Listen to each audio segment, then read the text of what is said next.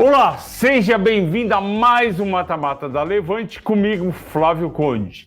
Esse Mata-Mata está indo ao ar dia 23 de abril de 2023. O Mata-Mata de hoje é sobre o setor de carnes, enfocando duas empresas, Marfrig, carnes bovinas, e BRF, antiga Brasil Foods, Perdigão Sadia, enfocando, que é de frangos e suínos. Na semana passada, dia 16 de abril, vocês assistiram Carnes JBS Minerva. E agora, Marfrig e BR, a gente fecha esse setor tão importante que todo mundo pergunta sempre, que é o setor de carnes. Bom, primeiro perfil da Marfrig. A Marfrig é líder global na produção de hambúrgueres e uma das maiores empresas de proteína bovina no mundo em capacidade.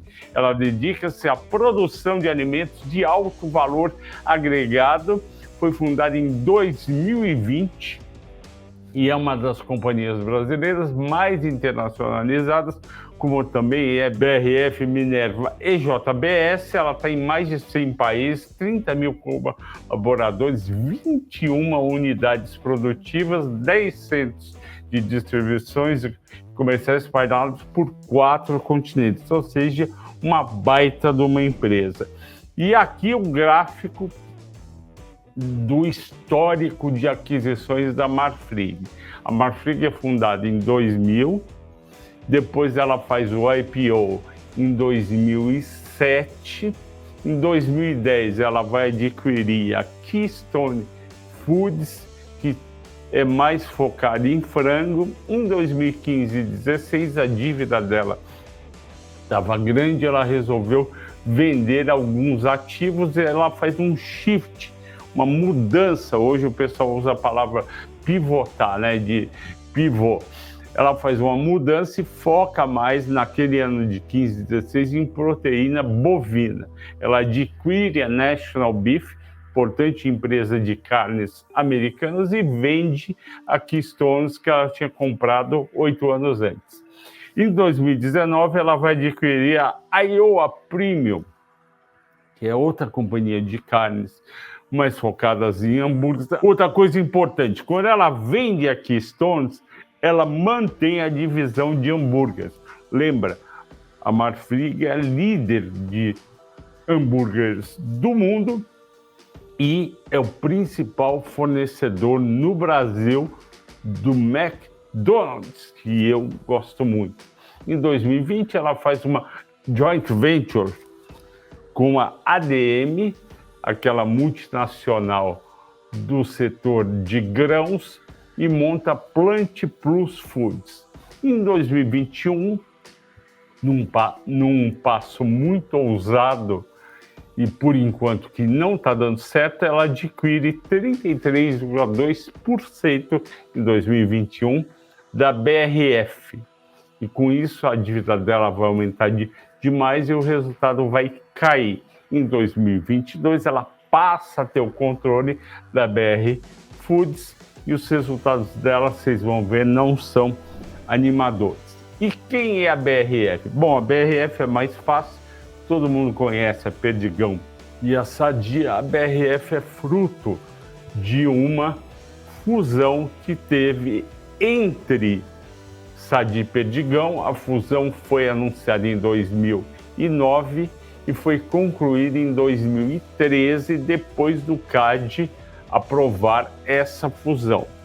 Concluído esse processo, Sadia e Perdigão adotaram o nome Brasil Foods, em seguida BRF. A BRF produz produtos à base principalmente de aves, frango, galinhas e suínos, vendidos sob a marca Sadia Perdigão, que você conhece muito bem, está vendo aí na tela essas duas fotos que eu peguei. E como que é o histórico de crescimento? Em 1934 nasce a Perdigão, em 44 a Sadia, 71 aquele mascote que a gente conhece da época de televisão, quem assistia a TV em 71. Em 74 é lançado o seu maior sucesso, que é justamente o presunto da Sadia. Em 97, a Perdigão é reestruturada. Em 2001, tem o primeiro contato entre Sadia e Perdigão, ou seja, existia há algum tempo essa intenção que só vai ser concretizada entre 2009 e 2013. E em 2013 surge a BRF unificada. Como que é a governança corporativa de Marfrig e BRF, antiga Brasil Foods? Lembra, é muito importante governança corporativa, principalmente depois do que ocorreu com a Americanas. E você ver o controlador e gostar ou não é uma coisa muito importante, e eu vou dedicar esse programa a Morgana, que me perguntou o quão é importante a gente olhar o controlador. E Morgana, é muito importante você olhar o controlador.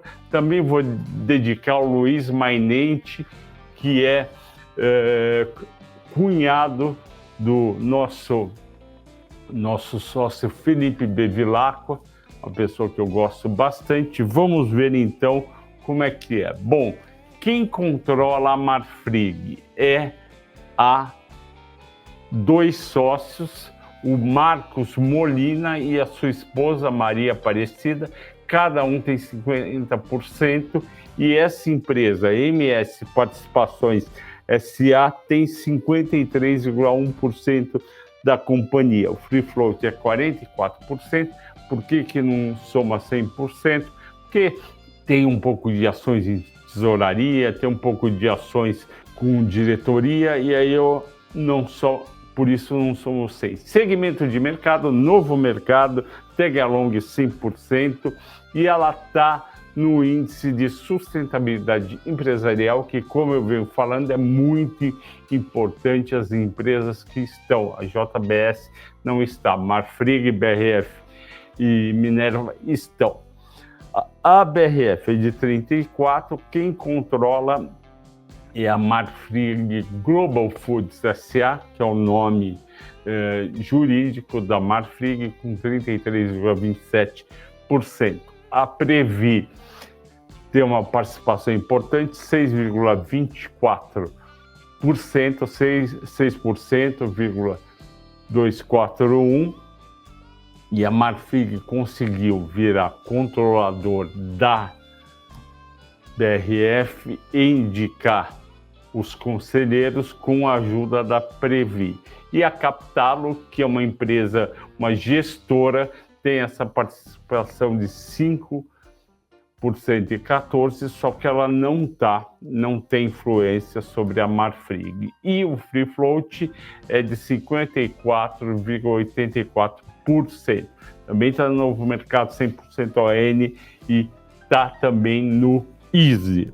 O operacional, olha que fotos bonitas da fábrica da Marfrig, da fábrica da BRF e também lá dentro. Vamos ver como que é esse operacional e o que vocês vão estar comprando ou não. É muito importante você saber essa parte também. A Marfrig tem 32 mil colaboradores, 19 abates de bovino, 13 centros de processamento, 10 CDs, centro de distribuição. A BRF está dividida em 35 unidades e 22 centros de distribuição. A BRF tem um pouco mais de 3 vezes mais colaboradores, porque ele é mais intensivo em mão de obra.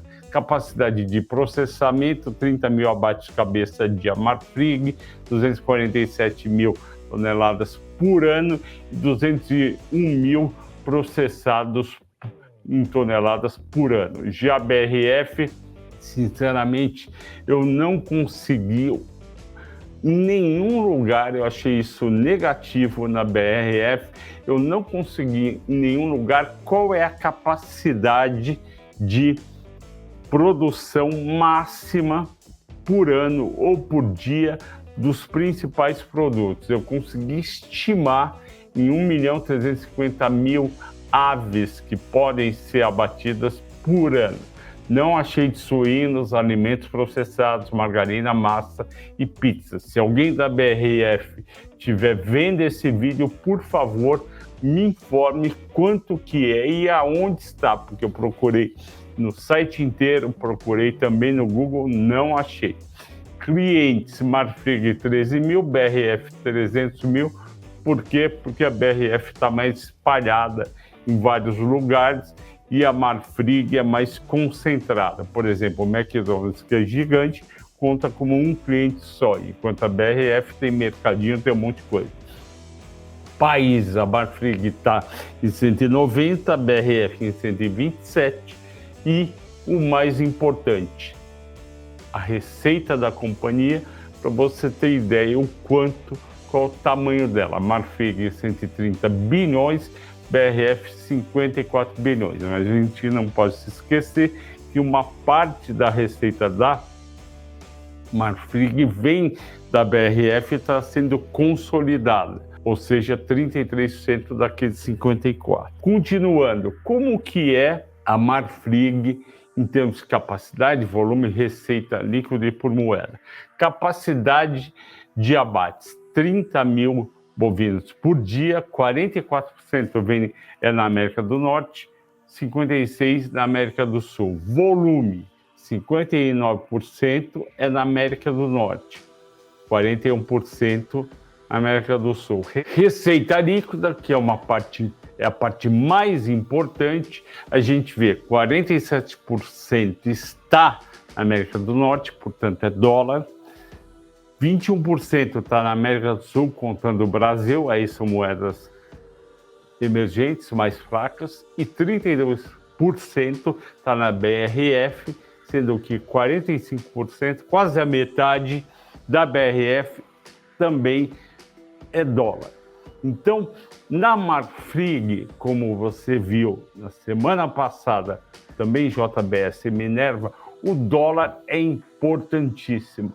Portanto, quando o dólar cai, que nem na semana passada, de 5,06 para 4,91, ações de Marfrig, BRF, Minerva e JBS caem, porque eles receitam em dólar, mais de 60% da receita e, portanto, vai ganhar menos em reais.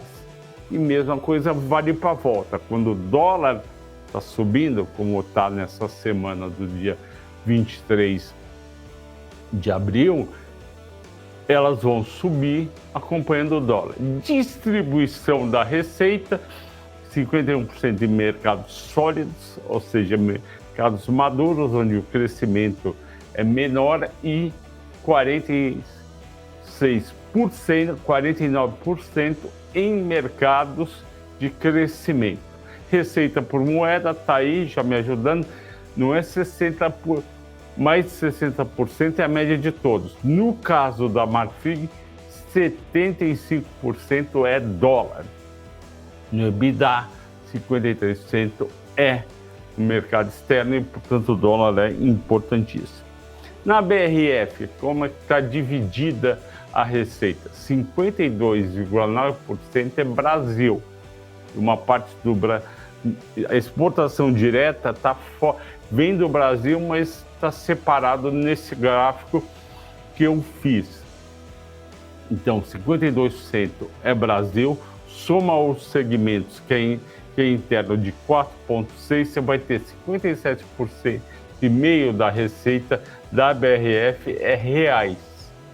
O restante, portanto, 42,5% é dólar. Então, na BRF é importante o dólar? É, mas é menos do que os 75% da Marfrig. Resultados, essa é a primeira página do release da Marfrig. Eu acho um release melhor o da Marfrig, que já vai direto nos números, e no caso da BRF tem esse branco enorme perdendo espaço, mas a foto tá bonita, podia ter uns números lá, pelo menos os principais.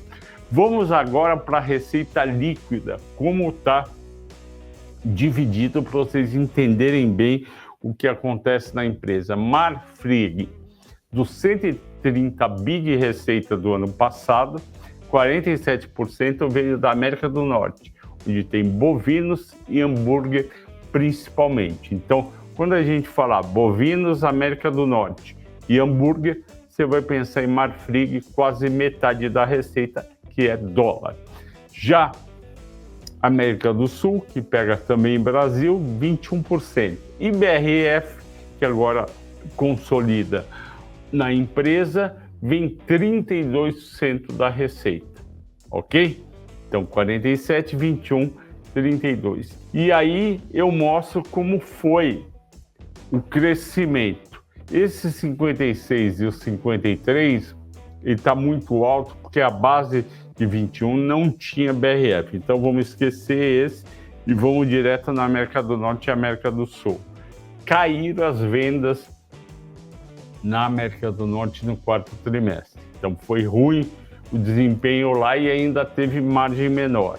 Vamos ver como é que foi a BRF. BRF é 50% Brasil, outros segmentos que é Brasil também com 5%, 55% Brasil. Cresceu a receita tanto no quarto trimestre como no ano de 2022, muito bom. Na Ásia, quase 0 a 0, 1% de alta e queda no ano. Halal são os países muçulmanos, onde a carne precisa ser inspecionada, a Sadia recebe todo ano religiosos que são especialistas em checar se aquela comida é uma comida halal.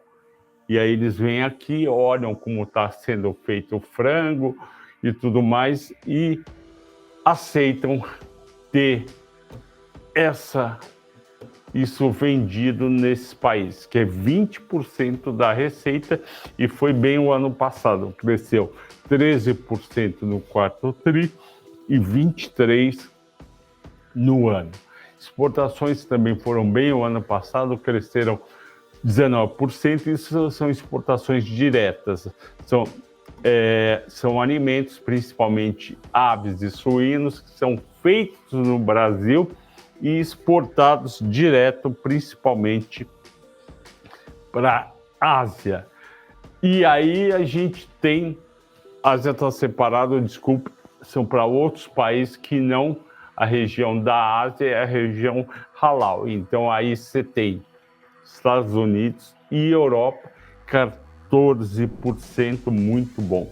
Depois de ver a receita líquida, a gente vai ver todo o resultado desde essa receita líquida até o lucro líquido. Olha só como piorou os resultados tanto de Marfrig como BRF. A margem bruta, que está aqui do meu lado esquerdo, na última linha, ela teve no quarto tri de 22 uma margem bruta pequenininha, 11%. Quanto era no quarto tri de 21? 21%. Então caiu 10% a margem e você vai ver que é basicamente da América do Norte, onde o custo do gado aumentou demais e o volume mal cresceu. Se você pegar o ano inteiro de 22, a margem bruta também foi fraca, 13,6%, vocês estão vendo aqui, contra 20% em 21. Então foi um ano difícil de margens para a Marfrig. E eu vou responder daqui alguns slides como vai ser provavelmente 2023. Já na BRF também teve queda de margens no quarto tri de 21,8 para 16,5 e no ano de 20 para 15. Mas foi uma queda mais suave do que a de Marfrig. E aí a gente tem o porquê de ter caído a margem bruta de 25% na América do Norte para 8% em apenas um ano. Agora nesse slide a gente vai ver como a unidade, como os negócios da Marfrig e da América do Norte prejudicaram e como foi O que aconteceu? Porque a margem bruta da América do Norte cai do quarto tri de 21 para o quarto tri de 22 de 25% para 8%. É uma queda muito grande. E aí a própria Marfrig monta para a gente esses 4 gráficos e explica o que aconteceu. Eles compravam o gado nos Estados Unidos para poder cortar e vender a carne $131 por... Esse KS é uma medida de Kansas State por cents. Olha o que aconteceu. Subiu de 131 para 151. O custo do gado subiu 14,9% em um ano. E o preço de venda, o terceiro gráfico, caiu de $281 para $253. Então, o que vai acontecer com a margem? Vai cair. Antes ela pagava 131, vendia 281. Agora paga 151 e vende a 253. Isso é chamado, o último gráfico à direita, spread, o tal do cut-out ratio. O que é o cut-out ratio? É dividir o preço de venda pelo custo do gado, preço de venda da carne. Então, o que aconteceu? O spread, que era 2,16, caiu para 1,69. Então, com spread menor, a margem bruta despencou de 25% para 8%. Queda do spread de 21,8%. E na BRF, por que a margem bruta em 2021 para 22 cai de 21,6 para 14,4? Você está vendo aqui no slide do meu lado esquerdo. 2 motivos. O preço de venda cresce 10% em um ano, mas o CPV, o custo do produto, ou seja, o custo de criar o frango, a galinha e o suíno, cresceu 20%. Então, isso fez com que, vocês estão lendo aqui na última linha, o lucro bruto da BRF caísse em 22 sobre 21, 27%, de 5.300 para 3.900. Outra área que prejudicou o resultado da BRF, mas não foi em 21, 22, foi especificamente no quarto tri de 22, foi a área internacional, que pega a Laos, como eu falei, os países muçulmanos, a Ásia, principalmente China e Japão, e as exportações diretas. Olha o que aconteceu, o internacional é 45% da receita da BRF. O preço médio do produto vendido aumentou 3%, só que o custo aumentou 14%. Daí a queda da margem bruta caiu de 19,7 para 11,2 e o lucro bruto caiu de 1.100 para 700 milhões de reais. Com isso, eu explico para vocês, tanto na Marfrig, porque a margem bruta caiu bastante, como na BRF. E agora a gente vê o restante do demonstrativo de resultado. Despesas operacionais, na Marfrig não dá para comparar, porque no ano anterior não tinha BRF. Na BRF teve crescimento, 11%, foi para 2.200 milhões, e no ano 12% foi para 7 bilhões 700. Com isso, olha a queda da margem da Marfrig. A Marfrig cai de 9,8% de margem EBITDA para 6%. É uma queda muito grande. O EBITDA do quarto tri vai cair 46% e o do ano 12%.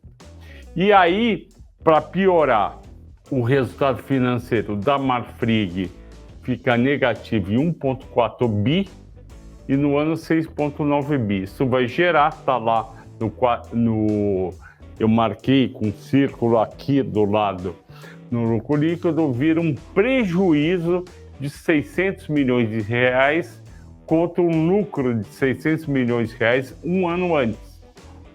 e aí o resultado do ano também cai de 4,3 bi para 4 bi e 100. Mesma coisa vai acontecer na BRF. Cai em 39% o EBITDA, e o EBITDA vai no quarto tri para 1 bi. O resultado financeiro até melhora um pouco para 600 milhões, só que despesa operacional, margem bruta menor, despesa operacional maior, gera o quê? Um prejuízo líquido, porque também tem um resultado financeiro.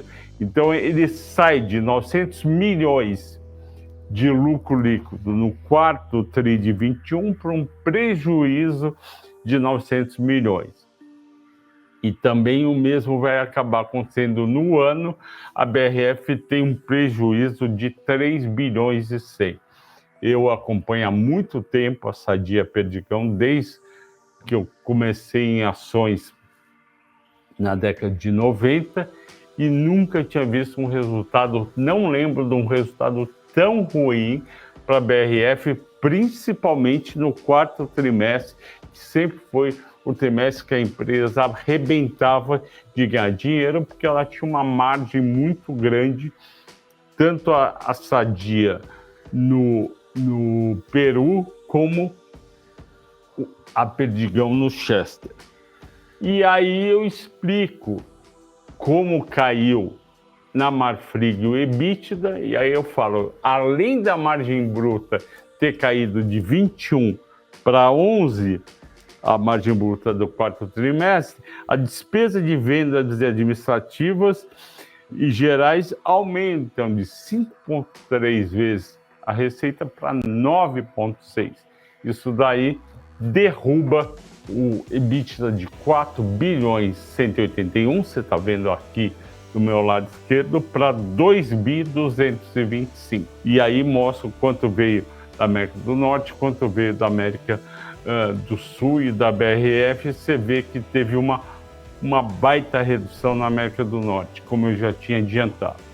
Na BRF, o EBITDA caiu no quarto tri por causa da margem bruta, que eu já expliquei, de 19,7 para 11,2, e a despesa de venda também administrativa e geral aumenta um pouco, de 14,3 bi para 14,8 bi da receita. E você está vendo aqui o gráfico do meu lado, como a margem EBITDA cai na companhia. Pior mesmo, só o primeiro tri de 22, que é um trimestre mais fraco, e a gente está em qual trimestre que a gente está esperando?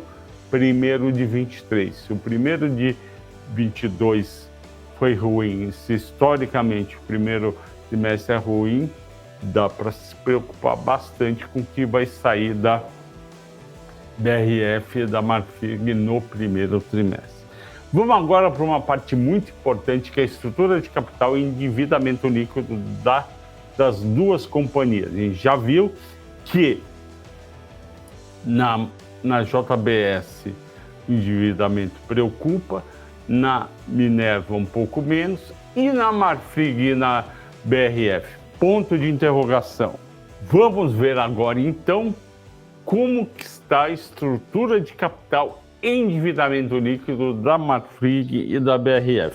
Aqui a gente vê na terceira linha aqui do meu lado esquerdo, a dívida líquida aumentou muito, aumentou para 38 bilhões e 700 milhões, um aumento de quase 17 bilhões, 76% em um ano. Por quê? Porque a Marfrig foi obrigada a consolidar 100% dos resultados da BRF, porque ela participa, ela é dona de 36,6% das ações da companhia, ela é a controladora.